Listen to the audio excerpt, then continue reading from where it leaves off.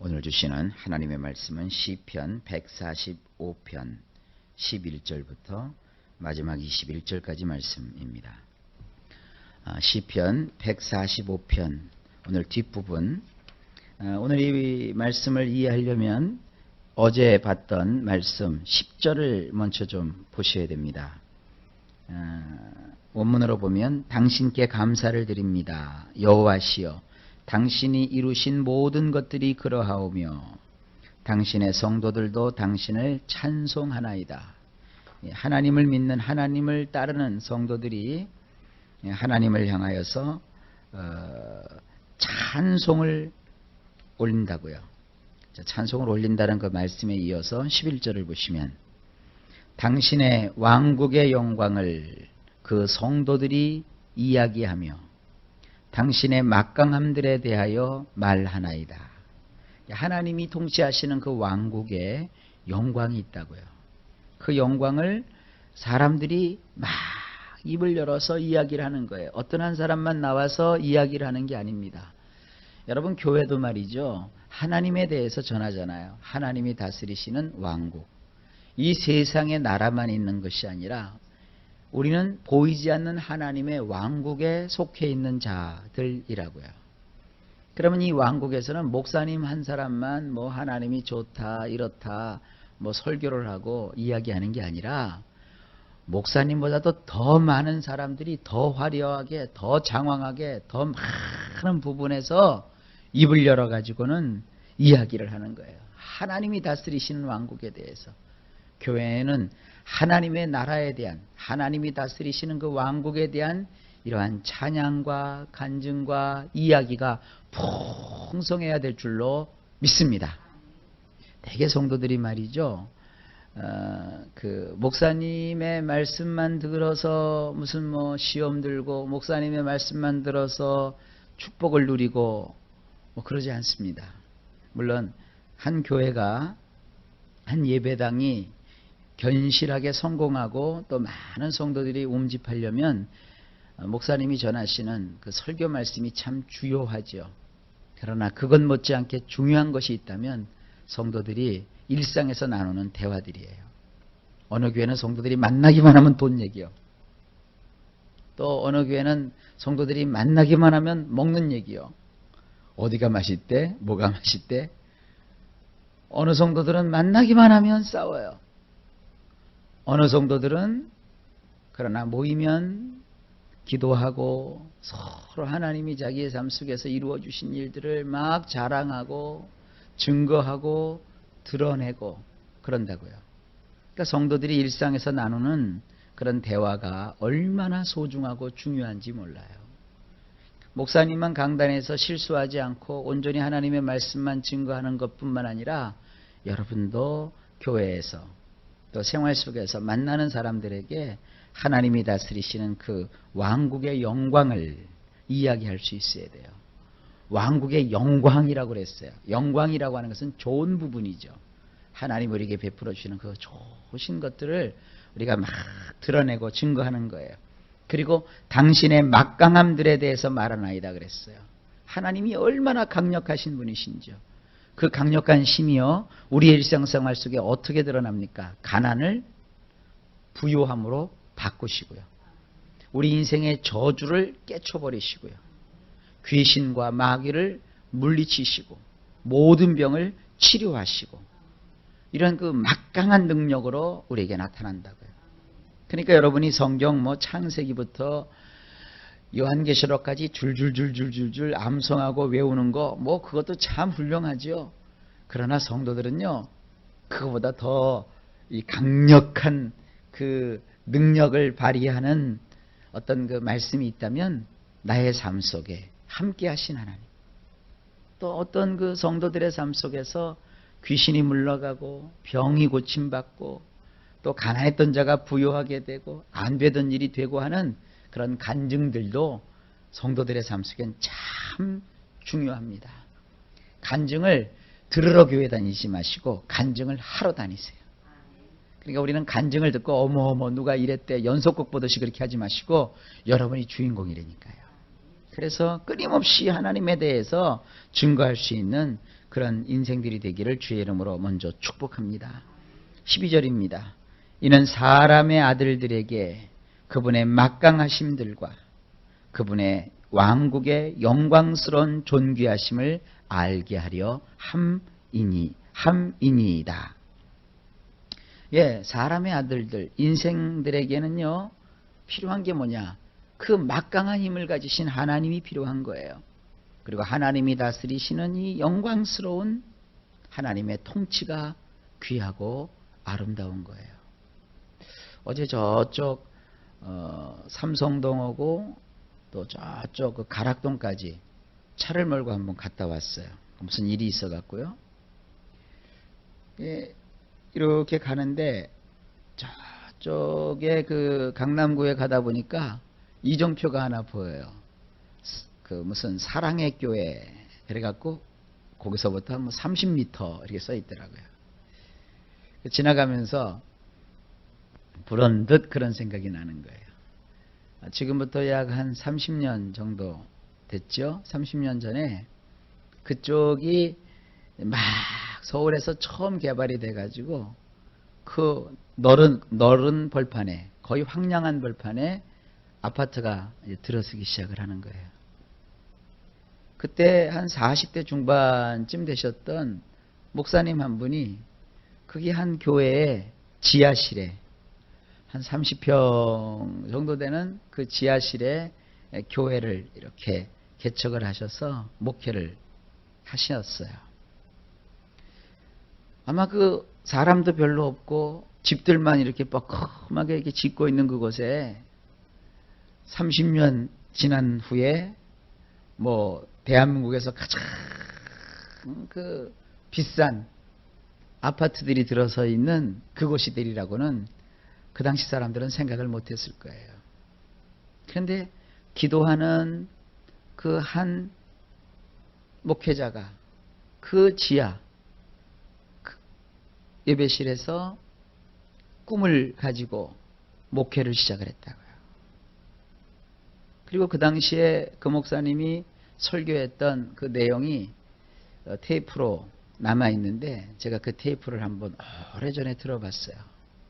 그래서 30년이라는 세월이 지나는 동안에 정말 그 목사님이 교회를 시작하면서 가졌던 그 꿈들이 다 이루어지는 것을 제가 보았어요. 그래서 지나가면서 순간적이지만 그 어떤 하나님의 인도하심과 일하심과 역사하심이 참 놀랍고 위대하다. 이 30년을 지나는 동안에 이미 이제 그 목사님은 그 일을 다 이루시고 은퇴하셨어요. 그리고 그분 뒤를 이어서 또 훌륭한 목사님이, 제자인 그 훌륭한 목사님이 또 뒤를 맡아서 교회를 또 계속 성장시키고 있어요.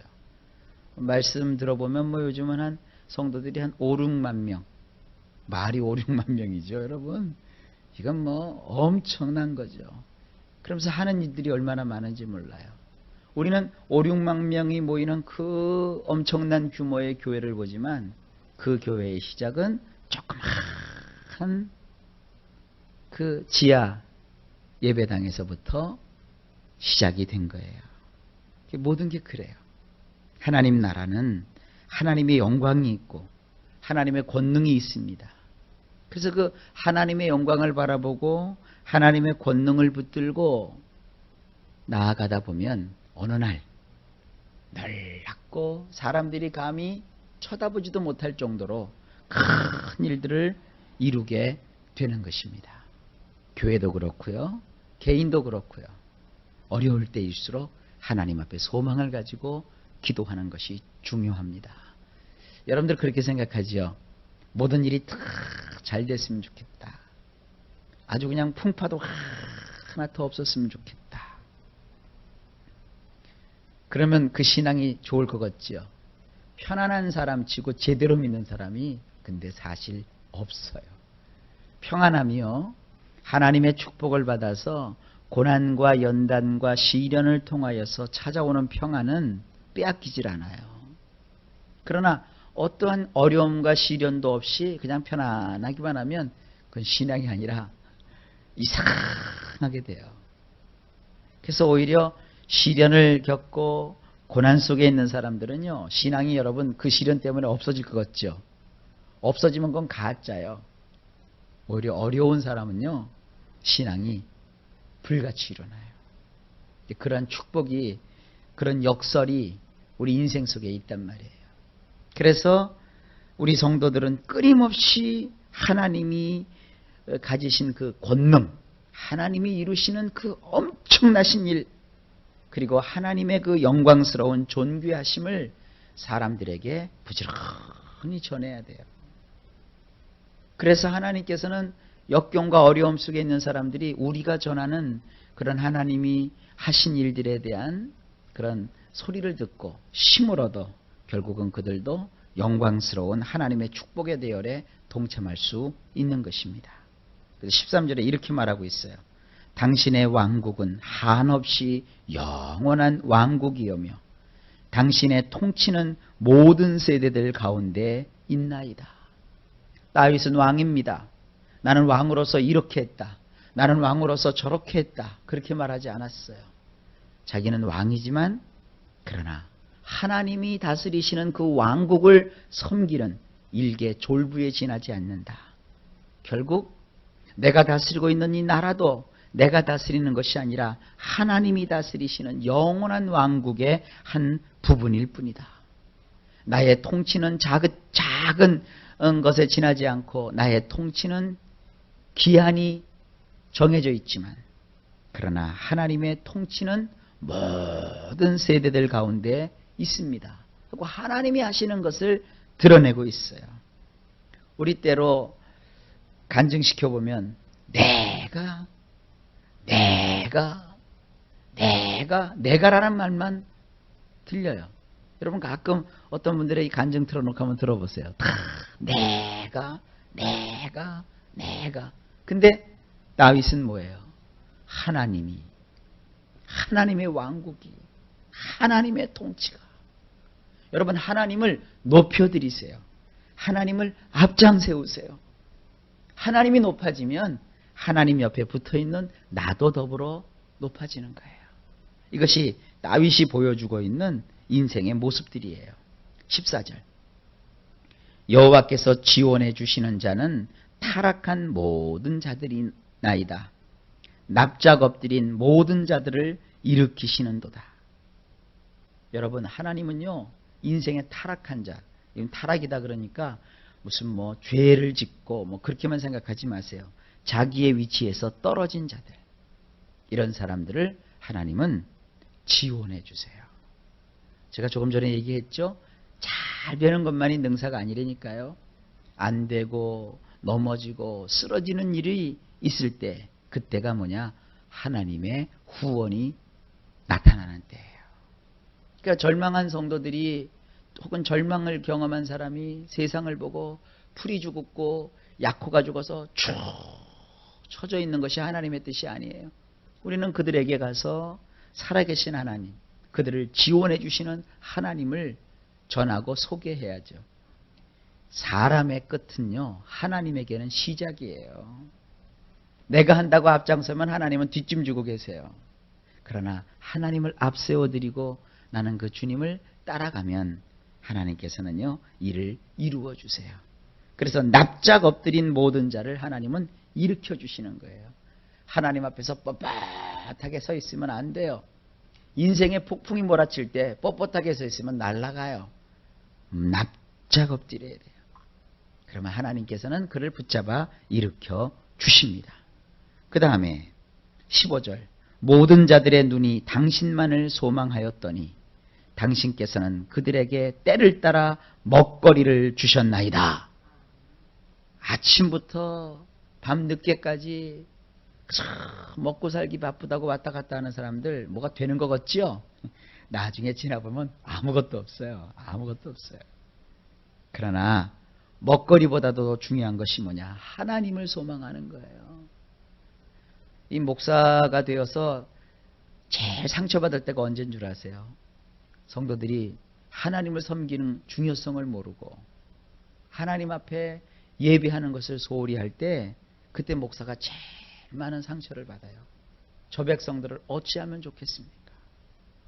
그런데 그 어려운 와중 속에서도 기도를 쉬지 않고 예배하며 하나님께 소망을 두는 사람들은요, 목사는 그런 분들을 볼 때 참 기뻐요. 근데 사람들은 이상해요. 아유, 목사님 나중에 할게요. 나중에. 하나님 섬기는 건 나중에 할게요. 그럼 뭐 하려나 하니까 일하러 돌아다녀요. 일하러. 그게 하나님의 일이 된 줄 알아요. 여러분, 그러면 결국은 열심히 새벽부터 뛰고 밤늦게까지 일해도 나중에 보면 남는 게 하나도 없어요. 그러나 하나님 앞에 예배하고 주님만을 소망하고 하나님 중심으로 신앙생활하는 사람은 하나님께서 때를 따라 먹거리를 주십니다. 상상할 수 없는 일들을 하나님은 이루어 주세요. 여러분이 신앙의 원리를 꼭 명심하세요. 하나님을 우선하세요. 예배를 우선하세요. 교회를 먼저 섬기세요. 예를 들어서 여러분이 돈이 있어요. 그래서 이제 집을 사야 돼요. 그런데 내가 하나님을 섬기는 교회가 어려워요. 교회가 어려운데 나 편하자고 집부터 사는 사람이 있고요. 어떤 사람은 나는 조금 사는 게 불편해도 하나님의 교회를 굳건하게 세워야 되겠다 해서 하나님의 교회를 먼저 섬기는 자가 있어요. 자기의 물질로. 그러면은 당장 볼 때는 야, 저거 뭐 교회 미쳤나? 왜 저러느냐? 이렇게 할 수도 있어요. 그런데 이렇게 보면 하나님과 하나님의 교회와 주의 종들과 하나님에게 속한 것을 먼저 생각하고 먼저 거기에 신경을 쓰고 거기에 소망을 두는 사람들은요, 이 세월이 지나고 나면 하나님께서 상상할 수 없는 축복을 그에게 주세요. 근데 막 내 걸 챙기고 막 내 욕심 부리는 사람은 항상 고수준이에요. 하나님은 말이죠, 멋지게 여러분에게 복수를 해주시는데 어떻게 해주시느냐면, 원수는 지금 떵떵거리며 사는 모습 그대로 간직하고 살아요. 그러나 나는 원수가 감히 쳐다보지도 못할 정도로 높여주세요.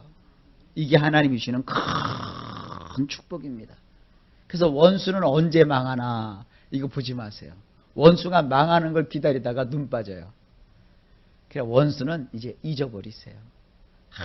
하나님이요, 내가 주님께 소망을 두고 어차피 이 세상 무슨 그렇게 미련이 남아있다고, 내가 세상을 뭘 그렇게 붙잡겠다고 그렇게 생각하면서 하나님만 한번 붙들어 보세요. 그러면 하나님은요, 그 솔로몬이 1000번제 드릴 때, 또 그 1000번제를 드렸던 그 솔로몬이 하나님한테 하나님의 마음에 합당한 걸 구하니까 하나님은 그것만 주지 않으셨잖아요. 구하지 않은 것까지도 다 주셨잖아요. 이걸 뭐라고 하냐면요, 보너스라고 하는 거예요. 보너스가 더 커요. 이 좋은 직장 다니는 사람들은요, 월급보다 보너스가 더 많다니까요. 월급은 300만 원 타는데 보너스는 500만 원씩 나와요. 하나님보다 좋은 회사가 어디 있어요? 우리 주님이 그러세요. 내가 할 수 있는 능력은 조금밖에 안 되지만 하나님은 나의 능력을 더 증강시키셔서 더 많은 것을 주시는 분이세요. 이게 지금 제가 그냥 하는 얘기가 아니에요. 그게 16절이에요. 보세요. 당신은 손을 펼쳐서 모든 산 것들이 좋아하는 것을 만족시켜 주시나이다. 살아생전에 우리가 원하는 그 좋은 것들을 하나님은 만족시켜 주세요. 그죠? 왕창왕창 주시는 거예요. 17절, 의로우신 여호와께서는 다루시는 일들마다 모두 그러하시며 행하시는 일들마다 모두 경건하시도다. 18절, 친근하신 여호와께서는 그분을 부르는 자들 모두에게 그러하시니 곧 성실하게 그분을 부르는 모든 자에게니라. 여기 하나님은 친근하신 하나님이에요. 우리를 가까이 하시는 하나님이세요. 그런데 하나님을 부르는 자를 하나님은 그렇게 가까이 해주세요. 친근하게 대해 주세요. 성실하게 하나님을 부르는 모든 자에게 그렇게 해주신다고 그랬어요. 19절에 그분을 두려워하는 자들이 좋아하는 바를 그분이 이루시며 도와달라는 그들의 부르짖음을 경청하시며 그들을 구원하시는 도다. 20절 지켜주시는 여호와께서는 그분을 사랑하는 모든 자를 그리하시는도다. 하지만 악한 자들은 모두 제거해 버리시는도다. 여기 보세요. 17절에 의로우신 하나님, 의로우신 여호와. 18절에 친근하신 여호와. 그 다음에 20절에 지켜주시는 여호와. 이런 하나님이세요. 그래서 21절에 이 다윗이 이렇게 고백을 하죠. 여호와를 칭송하는 노래를 나의 입이 바라며 모든 육체가 그분의 거룩하신 이름을 영원 무궁토록 찬송할지로다. 그러니까 왕이 된 이 다윗이 하나님 앞에서 어떤 자세로 인생을 살아가는지를 아주 기가 막힌 표현법으로 여기다가 적어놓고 있는 것입니다. 이거를 간략하게 요약하면 이렇습니다. 하나님을 우선하세요. 그래서 하나님을 붙잡으세요. 사람에게 잘 보이려고 하지 마시고 하나님 앞에 인정부터 받으세요. 그래서 하나님을 가까이 하고 하나님을 부르고 하나님을 떠나지 않으면 하나님은요 온갖 걸 다 주신다니까요. 전 그렇게 되기를 소망합니다. 여러분 어떤 환경 속에서도요 조금도 비굴해지지 마세요. 조금도 여러분들 쓰러지지 마세요. 우리 성경에는 여기 비굴한 자라는 말이 나와 있어요. 우리 성경엔 여기 몇 절이냐 하면 말이죠. 13절이죠. 14절. 여호와께서는 모두 넘어지는 자를 붙드시며 비굴한 자를 일으키신다고 되어 있는데 원문에는 이 비굴한 자가 납작 엎드린 자예요. 그러니까 조금 뉘앙스가 다르죠. 비굴하면 인생에 막 이렇게 이렇게 좀 비굴한 그런 걸 생각하는데 납작 엎드리는 거예요. 그러니까 하나님 앞에서 우리가 낮추고 하나님을 높이는 거죠. 내가 높아지면 하나님을 우리는 높이지를 못해요. 그러나 내 자신을 낮추면 하나님께서는 그 사람을 일으켜 세워주시는 거예요. 이게 비결이에요. 하나님 앞에서 우리 자신을 오늘도 낮추고 하나님을 사랑하십시다. 그러면 하나님은 우리가 상상할 수도 없는 좋은 것들로 넘치도록 채워주셔서 우리의 입술이 하나님을 찬송하며 영원 무궁토록 하나님의 은혜 가운데 거할 수 있도록 이끌어 주시는 것입니다. 이런 복된 인생들을 살아 누리시기를 우리 주 예수님의 이름으로 간절히 축복합니다.